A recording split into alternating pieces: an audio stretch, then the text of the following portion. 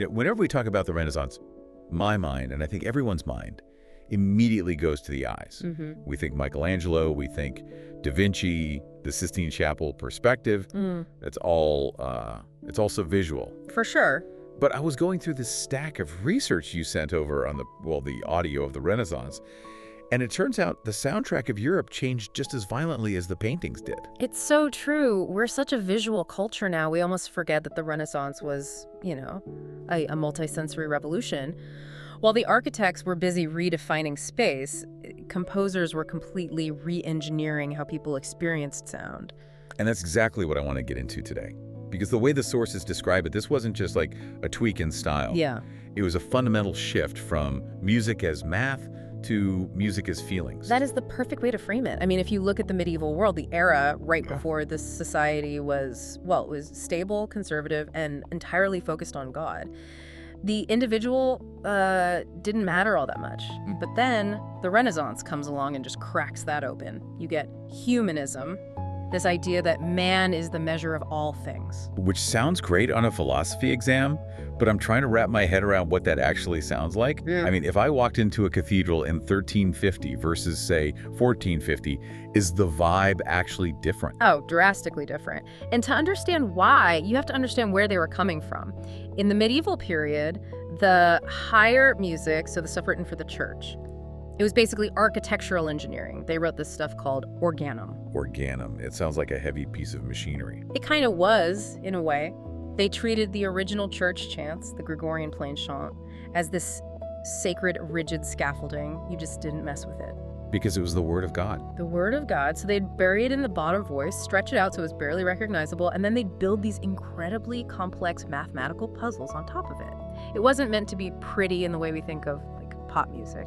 It was meant to be structurally perfect, like a sonic cathedral. So it was music for the mind, or maybe for God's mind, but not really for the ears of the people in the pews. Precisely. It was austere.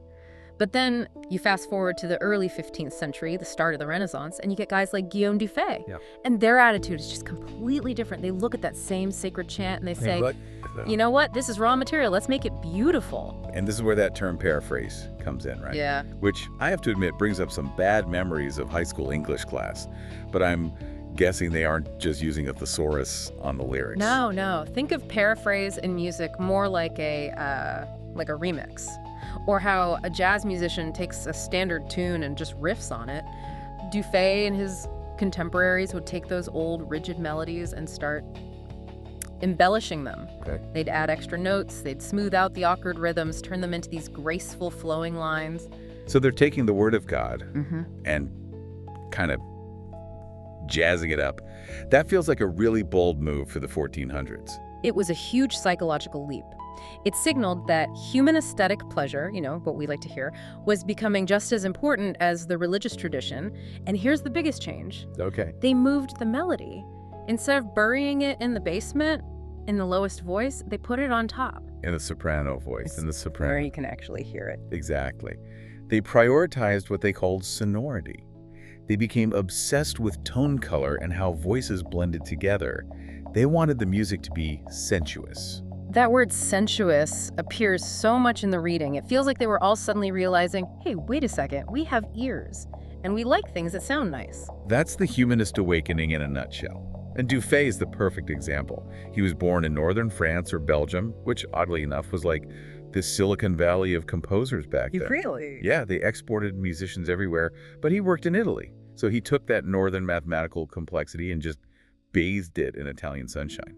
I was listening to that track you flagged, the Ave Maristella, and it really doesn't sound like that tangled web of medieval music. It sounds, blocked, almost like chords. You're hearing homophony. That's a texture where you have a really clear melody on top, and it's supported by voices moving underneath it to create those chords. Right. In that hymn, Dufay takes the chant, puts it in the top voice, paraphrases it to make it smooth, and then he harmonizes it. It's not a puzzle anymore. It's a song. It's a song. It's surprisingly catchy for being 600 years old. So, okay, that's the early Renaissance waking up to beauty. But then we hit the year 1500, the high Renaissance, and everything seems to scale up. The sources compare the mass of this era to a symphony. In terms of sheer ambition, absolutely. A polyphonic mass was a massive construction. It could last 20 or 30 minutes. It had 5 standardized sections: Kyrie, Gloria, Credo, Sanctus, Agnus Dei. Wow, that's a lot of music to keep organized. How did they stop it from just feeling like 5 random disjointed songs? Well, that was the big challenge. How do you create unity? So they developed what's called the cyclic mass. Basically, they take a single musical theme, could be a snippet of a chant, could even be a popular secular song. No way. Oh, yeah. And they'd use that theme to open every single movement. It was a unifying thread, kind of a leitmotif before that was even a word.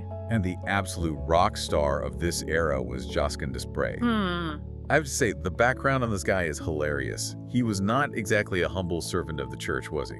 Josquin is fascinating because he's really the first diva composer in history. He knew he was the best, and he acted like it. There's this famous letter from an agent to the Duke of Ferrara. The Duke was looking to hire a composer and was choosing between Josquin and another guy, Heinrich Isaac. Let me guess. Isaac was the safe, easygoing choice. The agent literally writes, and I'm paraphrasing here, Isaac is good-natured and companionable and will compose whenever you want. Okay, sounds good. Josquin composes only when he feels like it, not when he is commanded. And he asks for a salary of 200 ducats, while Isaac will come for 120. That is incredible. I'll work when I feel like it. And the Duke hired him anyway. He hired Josquin because, I mean, you don't hire a craftsman for a masterpiece, you hire a genius, and Josquin was a genius. His music had this emotional depth that no one else could touch. So let's talk about that sound. We discussed homophony, the block chords, but Josquin seems to be doing something way more complicated. It's like the voices are all chasing each other. Right, that's imitative counterpoint. And that is the signature sound of the High Renaissance. Imagine the basses start a melody. Then, a measure later, the tenors come in with the exact same melody, just a bit higher. Then the altos. Then the altos, then the sopranos. It's this cascading wave of sound. It sounds incredibly democratic, like no one voice is the boss. It reflects that ideal of moderation and balance. It's like a conversation among equals.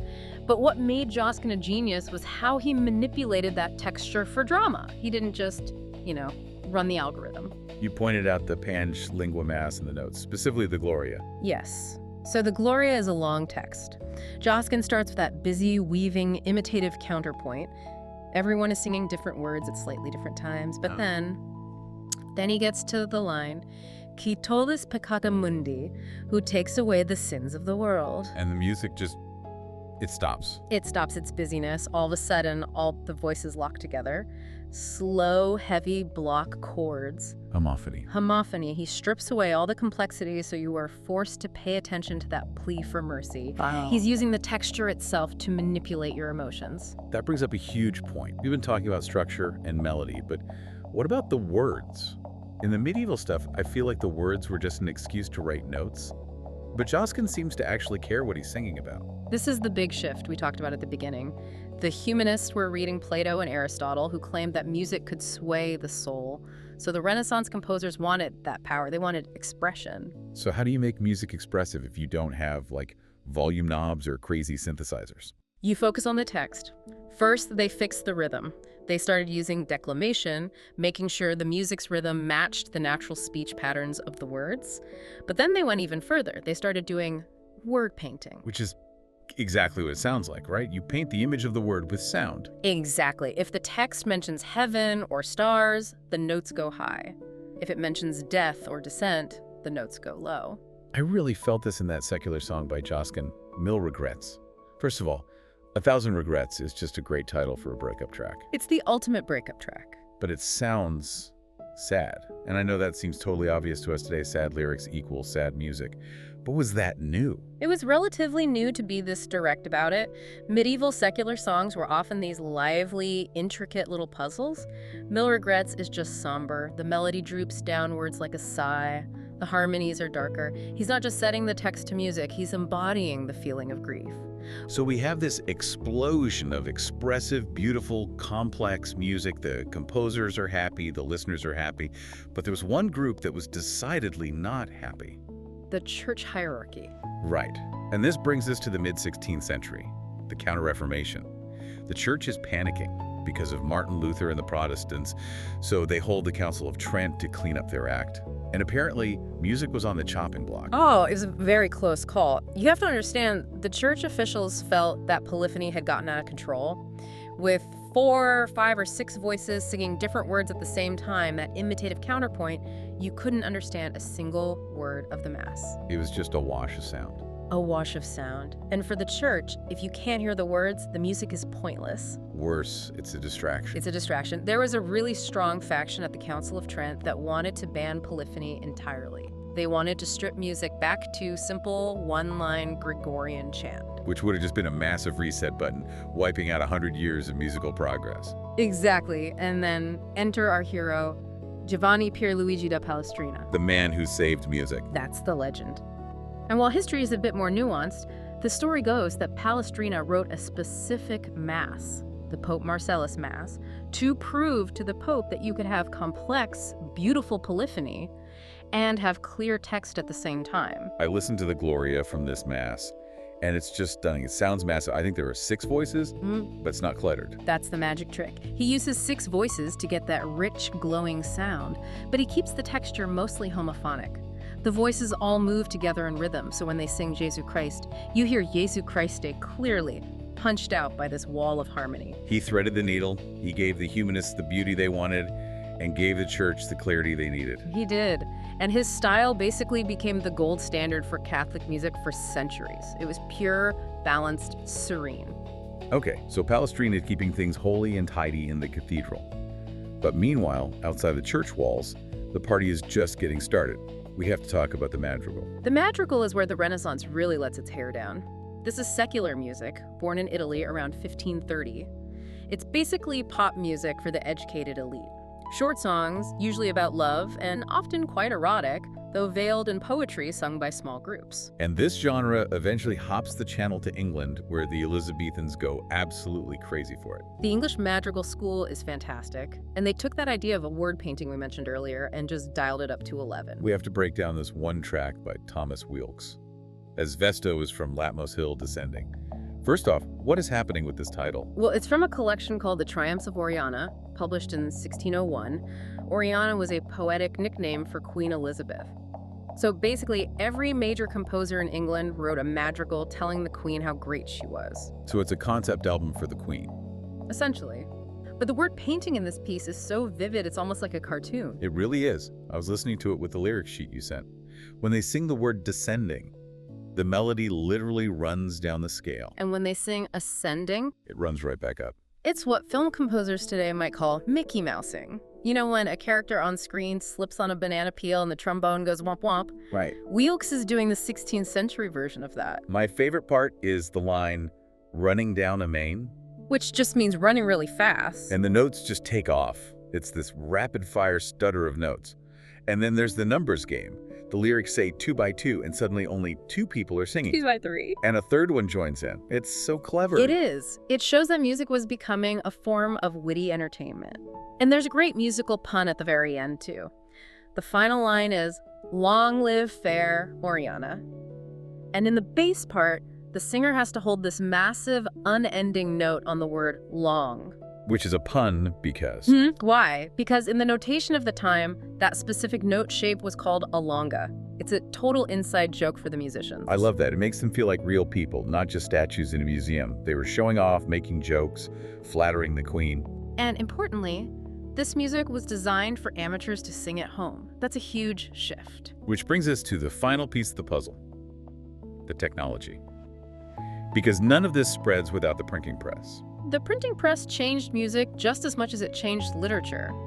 Suddenly, you could mass-produce sheet music.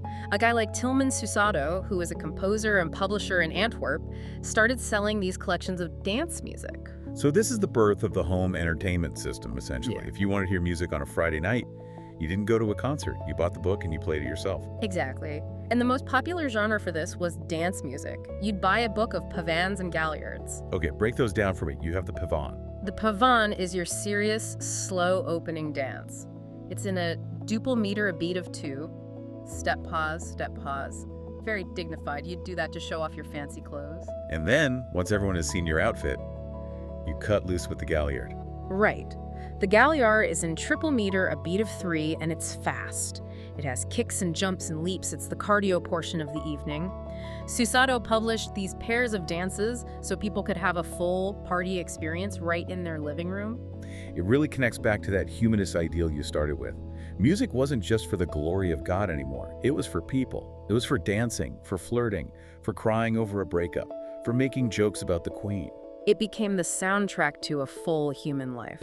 So to just recap this whole journey, we started with the medieval mindset, which was music as a rigid mathematical structure, like a sonic cathedral. And we ended up in the Renaissance, where music became fluid, expressive, and deeply concerned with human emotion.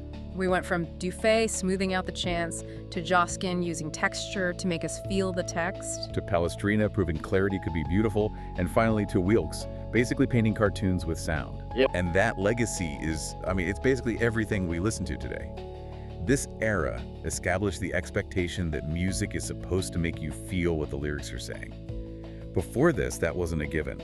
Now we can't imagine music without it. It was the moment that link between sound and specific emotion was truly forged. Here's a thought I want to leave you with, though. We laughed a bit about Thomas Wilkes making the music go down when the lyrics said descending.